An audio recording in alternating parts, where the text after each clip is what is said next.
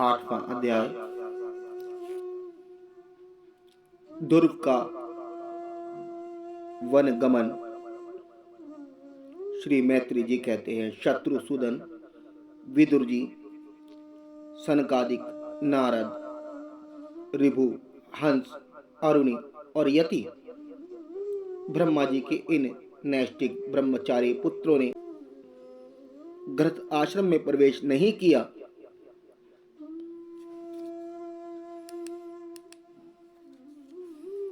अतः उनके कोई संतान नहीं हुई। अधर्म भी ब्रह्मा जी का ही पुत्र था। उसकी पत्नी का नाम था मृषा। उसके दंभ नामक पुत्र और माया नाम की कन्या हुई। उन दोनों को निश्चती ले गया, क्योंकि उसके भाई की कोई संतान नहीं थी। दंभ और माया से लोभ और निकृति शठता का जन्म हुआ। उनसे क्रोध और हिंसा तथा उनसे कली कलह और उसकी बहन दुरुक्ति गाली उत्पन्न हुए। साधु शिरोमणि, फिर दुरुक्ति से कली ने भय और मृत्यु को उत्पन्न किया तथा उन दोनों के संयोग से यातना और निरय नरक का जोड़ा उत्पन्न हुआ। निष्पाप विदुर जी, इस प्रकार मैंने संक्षेप में तुम्हें प्रलय का कारण रूप यह अधर्म का वंश सुनाया। यह अधर्म का त्याग कराकर पुण्य संपादन में हेतु बनता है। अतएव इसका वर्णन 3 बार सुनकर मनुष्य अपने मन को मलिनता को दूर कर देता है। कुरुनंदन, अब मैं श्री हरि के अंश ब्रह्मा जी के अंश से उत्पन्न हुए पवित्र कीर्ति के महाराज स्वयंभू मनु के पुत्रों के वंश का वर्णन करता हूँ। महारानी शत्रुपा और उनके पति स्वयंभू मनु से प्रियव्रत और उत्तानपाद ये 2 पुत्र हुए। भगवान वासुदेव की कला से उत्पन्न होने के कारण ये दोनों संसार की रक्षा में तत्पर रहते थे। उत्तानपाद के सुनीति और सुरुचि नाम की 2 पत्नियां थी। उनमें सुरुचि राजा को अधिक प्रिय थी। सुनीति, जिसका पुत्र ध्रुव था, उन्हें वैसी प्रिय नहीं थी। एक दिन राजा उत्तानपाद सुरुचि के पुत्र उत्तम को गोद में बिठाकर प्यार कर रहे थे।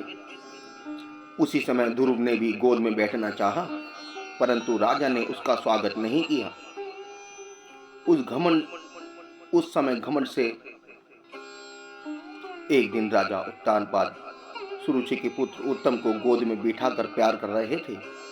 उसी समय ध्रुव ने भी गोद में बैठना चाहा, परंतु राजा ने उसका स्वागत नहीं किया। उस समय घमंड से भरी हुई सुरुचि ने अपने सौत के पुत्र ध्रुव को महाराज की गोद में आने का यत्न करते देख उनके सामने ही उससे बड़े शब्दों में कहा, बच्चे, तू राज सिंहासन पर बैठने का अधिकारी नहीं है। तू भी राजा का ही बेटा है। इससे क्या हुआ? तुझको मैंने तो अपनी कोख में नहीं धारण किया। तू अभी नादान है। तुझे पता नहीं है कि तूने किसी दूसरी स्त्री के गर्भ से जन्म लिया है, तभी तो ऐसे दुर्लभ विषय की इच्छा कर रहा है। यदि तुझे राज सिंहासन की इच्छा है तो तपस्या करके परम पुरुष श्री नारायण की आराधना कर और उनकी कृपा से मेरे गर्भ में आकर जन्म ले। श्री मैत्री जी कहते हैं, विदुर जी, जिस प्रकार डंडे की चोट खाकर सांप फुफकार मारने लगता है, उसी प्रकार अपनी सौतेली माँ के कठोर वचनों से घायल होकर ध्रुव क्रोध के मारे लंबी लंबी सांसें लेने लगा। उसके पिता चुपचाप यह सब देखते रहे, मुंह से एक शब्द भी नहीं बोले। तब पिता को छोड़कर ध्रुव रोता हुआ अपनी माता के पास आया। उसके दोनों होठ फड़क रहे थे और वह सिसक सिसक कर रो रहा था। सुनीति ने बेटे को गोद में उठा लिया और जब महल के दूसरे लोगों से अपनी सौत सुरुचि की कही हुई बातें सुनी, तब उसे भी बड़ा दुख हुआ। उसका धीरज टूट गया। वह दावानल से जली हुई बेल के समान शोक से संतप्त होकर मुरझा गई तथा विलाप करने लगी। सौत की बातें याद आने से उसके कमल सरी के नेत्रों में आंसू भर आए। उस बेचारी को अपने दुख परिवार का कहीं अंत ही ना दिखाई देता था। उसने गहरी सांस लेकर ध्रुव से कहा, बेटा, तू दूसरों के लिए किसी प्रकार के अमंगल की कामना मत कर। जो मनुष्य दूसरों को दुख देता है उसे स्वयं ही उसका फल भोगना पड़ता है। सुरुचि ने जो कुछ कहा है ठीक ही है, क्योंकि महाराज को मुझे पत्नी तो क्या दासी स्वीकार करने में भी लज्जा आती है। तूने मुझ मंदभागिनी के गर्भ से ही जन्म लिया है और मेरे ही दूध से तू पला है। बेटा, सुरुचि ने तेरी सौतेली मां होने पर भी बात बिल्कुल ठीक कही है।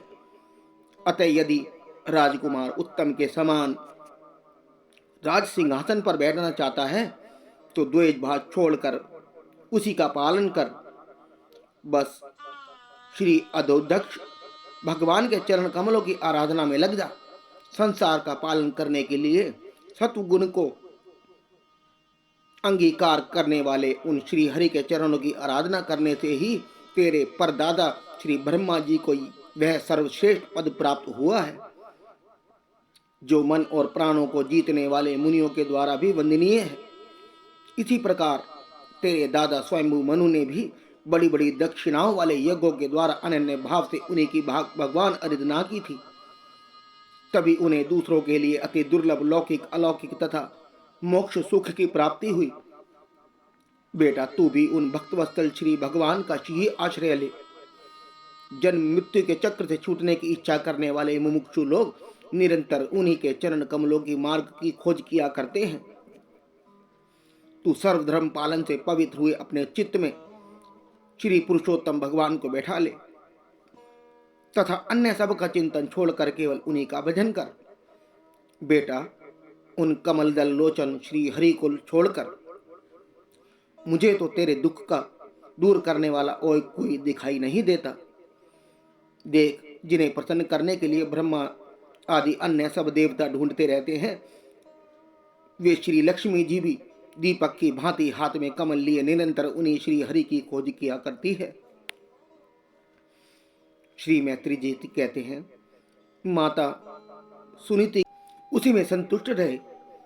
अब माता के उपदेश से तू योग साधना द्वारा जिन भगवान की कृपा प्राप्त करने वाला चला है, मेरे विचार से साधारण पुरुषों के लिए उन्हें प्रसन्न करना बहुत ही कठिन है। योगी लोग अनेकों जन्मों तक अनासक्त रहकर समाधि योग के द्वारा बड़ी बड़ी कठोर साधनाएं करते रहते हैं, परंतु भगवान के मार्ग का पता नहीं पाते। इसलिए तू यह व्यर्थ हट छोड़ दे और घर लौट जा। बड़ा होने पर जब परमार्थ साधन का समय आवे तब उसके लिए प्रयत्न कर लेना। विधाता के विधान के अनुसार सुख जो कुछ भी प्राप्त हो उसी में चित्त को संतुष्ट रखना चाहिए। यो करने वाला पुरुष मोह में संसार से पार हो जाता है। मनुष्य का चाहिए कि अपने से अधिक गुणवान को देखकर प्रसन्न हो। जो कम गुणवान हो उस पर दया करे और जो अपने समान गुण वाला हो उससे मित्रता का भाव रखे। जो करने से उसे दुख कभी नहीं दबा सकते। ध्रुव ने कहा, भगवान, सुख दुख से जिनका चित्त चंचल हो जाता है उन लोगों के लिए आपने कृपा करके शांति का यह बहुत अच्छा उपाय बतलाया, परंतु मुझ जैसे अज्ञानी की दृष्टि यहाँ तक नहीं पहुँच पाती। इसके सिवा मुझे घोर क्षत्रिय स्वभाव प्राप्त हुआ है, अतएव मुझ में विनय का प्राय अभाव है। सुरुचि ने अपने कटु वचन रूपी बाणों इसलिए उसमें आपका यह उपदेश नहीं ठहर पाता। ब्राह्मण, मैं उस पद पर अधिकार करना चाहता हूँ जो त्रिलोकी में सबसे श्रेष्ठ है तथा जिस पर मेरे बाप दादे और दूसरे कोई भी आरूढ़ नहीं हो सके हैं। आप मुक्ति का कोई साधन अच्छा मार्ग बतलाइए। आप भगवान ब्रह्मा जी के पुत्र हैं और संसार के कल्याण के लिए ही बीना बजाते सूर्य के भांति त्रिलोकी में विचरा करते हैं। श्री मैत्री जी कहते हैं, ध्रुव की बात सुनकर भगवान नारद जी बड़े प्रसन्न हुए और उस पर कृपा करके इस प्रकार सदुपदेश करने लगे। श्री नारद जी ने कहा, बेटा, तेरी माता सुनीति ने तुझे जो कुछ बतलाया है वही तेरे लिए परम कल्याण का मार्ग है। भगवान वासुदेव ही वह उपाय है, इसीलिए तू चित्त लगाकर उन्हीं का भजन कर। जिस पुरुष को अपने लिए धर्म, अर्थ, काम और मोक्ष रूप पुरुषार्थ की अभिलाषा हो उसके लिए उनकी प्राप्ति का उपाय एकमात्र श्री हरि के चरणों का सेवन ही है। बेटा, तेरा कल्याण हो। अब तू श्री यमुना जी के तटवर्ती परम पवित्र मधुवन को जा। वहाँ श्री हरि का नित्य निवास है। वहाँ श्री कालिंदी के निर्मल जल में तीनों समय स्नान करके नित्य कर्म से निवृत्त हो यथाविधि आसन बिछाकर स्थिर भाव से बैठना। फिर रेचक, पूरक और कुंभक 3 प्रकार के प्राणायाम से धीरे धीरे प्राण, मन और इंद्रिय के दोषों को दूर कर धैर्य युक्त मन से परम गुरु श्री भगवान का इस प्रकार ध्यान करना। भगवान के नेत्र और मुख निरंतर प्रसन्न रहते हैं। उन्हें देखने से ऐसा मालूम होता है कि वे प्रसन्नता पूर्वक भक्त को वर देने के लिए उद्यत हैं। उनकी नासिका, भौहें और कपोल बड़े ही सुहावने हैं। वे सभी देवताओं के परम सुंदर हैं। उनकी तरुण अवस्था है। सभी अंग बड़े सुडौल हैं। लाल लाल होठ और रत्नारे नेत्र हैं। वे प्रणत जनों को आश्रय देने वाले अपार सुखदायक शरणागत वत्सल और दया के समुद्र हैं। उनके वक्ष स्थल में श्री वत्स का चिन्ह है। उनका शरीर सजल जलधर के समान श्याम वर्ण है। वे परम पुरुष श्याम सुंदर गले में वनमाला धारण किए हुए हैं और उनकी 4 भुजाओं में शंख, चक्र, गदा एवं पद्म सुशोभित है। उनके अंग प्रत्यंग कीट, कुंडल, केयूर और कंगन आदि आभूषणों से विभूषित है। गला कास्तु भमणी की भी शोभा बढ़ा रहा है तथा शरीर में रेशमी पीतांबर है। उनके कटी प्रदेश में करगनी और चरणों से सुवर्णमय नुपुर पैजनी सुशोभित है। भगवान का स्वरूप बड़ा ही दर्शनीय, शांत तथा मन और नयनों को आनंदित करने वाला है। जो लोग प्रभु का मानस पूजन करते हैं उनके अंतःकरण में ये हृदय कमल की कर्णिका पर अपने नख मणिमंडित मनोहर पदार बिंदु को स्थापित करके विराजते हैं। इस प्रकार धारणा करते करते जब चित्त स्थिर और एकाग्र हो जाए तब उन वरदायक प्रभु का मन ही मन इस प्रकार ध्यान करें कि वे मेरी ओर अनुराग भरी दृष्टि से निहारते हुए मंद मंद मुस्कुरा रहे हैं। भगवान की मंगलमय मूर्ति का इस प्रकार निरंतर ध्यान करने से मन शीघ्र ही परमानंद में डूबकर तल्लीन हो जाता है और फिर वहां से लौटता नहीं। राजकुमार, इस ध्यान के साथ जिस परम गुहु मंत्र का जप करना चाहिए वह भी बतलाता हूं, सुन। इसका सार रात जप करने से मनुष्य आकाश में विचरने वाले सिद्धों का दर्शन कर सकता है। वह मंत्र है ओम नमो भगवते वासुदेवाय। किस देश और किस काल में कौन वस्तु उपयोगी है, इसका विचार करके बुद्धिमान पुरुष को इस मंत्र के द्वारा तरह तरह की सामग्रियों से भगवान की द्रव्यमय पूजा करनी चाहिए। प्रभु का पूजन विशुद्ध जल से पुष्पमाला, जंगली मूल और फल आदि पूजा में विहित दुर्वादी अंकुर वन में ही प्राप्त होने वाले वलकल वस्त्र और उनकी प्रेयसी तुलसी से करना चाहिए। यदि शिला आदि की मूर्ति मिल सके तो उसमें, नहीं तो पृथ्वी या जल आदि में ही भगवान की पूजा करें। सर्वथा संतचित, मननशील, शांत और मौन रहें तथा जंगली फल, मूल आदि का परिमित आहार करें। इसके सिवा पुण्य कीर्ति श्री हरि अपनी अनिवर्चनीय माया के द्वारा अपनी ही इच्छा से अवतार लेकर जो जो मनोहर चरित्र करने वाले हैं उनका मन ही मन चिंतन करता रहे। प्रभु की पूजा के लिए जिन जिन उपचारों का विधान किया गया है उन्हें मंत्र मूर्ति श्री हरि को द्वादश द्वार पर मंत्र के द्वारा ही अर्पण करें। इस प्रकार जब हृदय स्थित हरि का मन, वाणी और शरीर से भक्ति पूर्व पूजन किया जाता है तब वे निश्चल भाव से भली भांति भजन करने वाले अपने भक्तों के भाव को बढ़ा देते हैं और उन्हें उनकी इच्छा के अनुसार धर्म, अर्थ, काम अथवा मोक्ष रूप कल्याण प्रदान करते हैं। यदि उपासक को इंद्रिय संबंधी भोगों से वैराग्य हो गया हो तो वह मोक्ष प्राप्ति के लिए अत्यंत भक्ति पूर्वक अविच्छिन्न भाव से भगवान का भजन करे। श्री नारद जी से इस प्रकार उपदेश पाकर राजकुमार ध्रुव ने परिक्रमा करके उन्हें प्रणाम किया। तदनंतर उन्होंने भगवान के चरण चिन्हों से अंकित परम पवित्र मधुवन की यात्रा की। ध्रुव के तपोवन की ओर चले जाने पर नारद जी महाराज उत्तानपाद के महल में पहुंचे। राजा ने उनकी यथा योग्य उपचारों से पूजा की। तब उन्होंने आराम से आसन पर बैठकर राजा से पूछा। श्री नारद जी ने कहा, राजन, तुम्हारा मुख सूखा हुआ है, तुम बड़ी देर से किस सोच विचार में पड़े हो? तुम्हारे धर्म, अर्थ और काम से किसी में कोई कमी तो नहीं आई गई है? राजा ने कहा, ब्राह्मण, मैं बड़ा ही स्त्रैण और निर्दयी हूं। हाय, मैंने अपने 5 वर्ष के नन्हे से बच्चे को उसकी माता के साथ घर से निकाल दिया। मुनिवर, वह बड़ा ही बुद्धिमान था। उसका कमल सा मुख भूख से कुमला गया होगा। वह थक कर कहीं रास्ते में पड़ गया होगा। ब्राह्मण, उस असहाय बच्चे को वन में कहीं भेड़िए ना खा जाए। अहो, मैं कैसा स्त्री का गुलाम हूँ। मेरी कुटिलता तो देखिए। वह बालक प्रेमवश मेरी गोद में चढ़ना चाहता था, किंतु मुझ दुष्ट ने उसका तनिक भी आदर नहीं किया। श्री नारद जी ने कहा, राजन, तुम अपने बालक की चिंता मत करो। उसके रक्षक भगवान हैं। तुम्हें उसके प्रभाव का पता नहीं है। उसका यश सारे जगत में फैल रहा है। वह बालक बड़ा समर्थ है। जिस काम को बड़े बड़े लोकपाल भी नहीं कर सके, उसे पूरा करके वह शीघ्र ही तुम्हारे पास लौट आएगा। उसके कारण तुम्हारा यश भी बहुत बढ़ेगा। श्री मैत्री जी कहते हैं, देवर्षि नारद की बात सुनकर महाराज उत्तानपाद राजपाट की ओर से उदासीन होकर निरंतर पुत्र की ही चिंता में रहने लगे। इधर ध्रुव जी ने मधुवन में पहुंचकर यमुना जी में स्नान किया और उस रात पवित्रता पूर्वक उपवास करके श्री नारद जी के उपदेश अनुसार एकाग्र चित्त से परम पुरुष नारायण की उपासना आरंभ कर दी।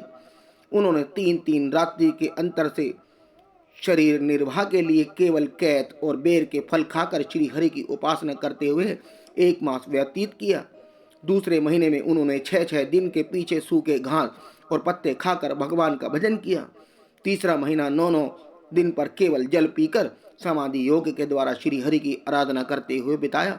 चौथे महीने में उन्होंने श्वास को जीतकर 12-12 दिन के बाद केवल वायु पीकर ध्यान योग के द्वारा भगवान की आराधना की। 5वां मास लगने पर राजकुमार ध्रुव को श्वास जीतकर पर ब्रह्म का चिंतन करते हुए एक पैर से खंबे के समान निश्चल भाव से खड़े हो गए।